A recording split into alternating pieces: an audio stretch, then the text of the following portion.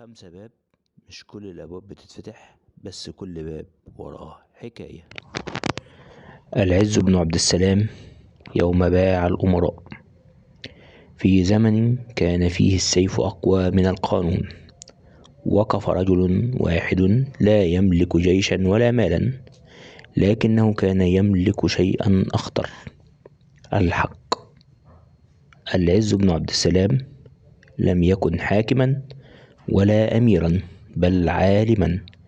لكن المفاجأة أن هذا العالم اكتشف أمرا خطيرا. أمراء مصر الذين يحكمون الناس لم يكونوا أحرارا أصلا، كانوا مماليك، والمملوك في الشريعة لا يملك أن يحكم ولا أن يأمر ولا أن ينهي.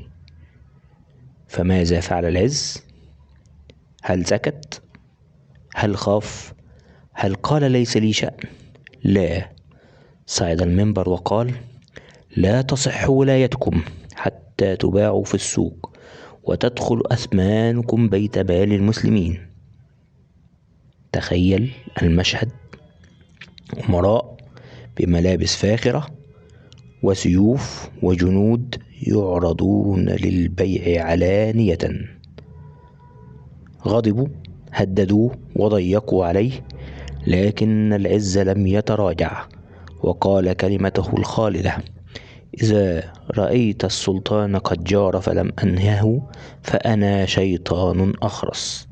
وفي النهاية باعوا أنفسهم ودفعوا المال، وصحت ولايتهم ليس بالقوة ولا بالسيف، بل بكلمة حق.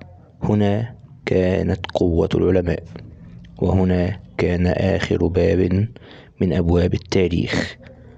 5 باب.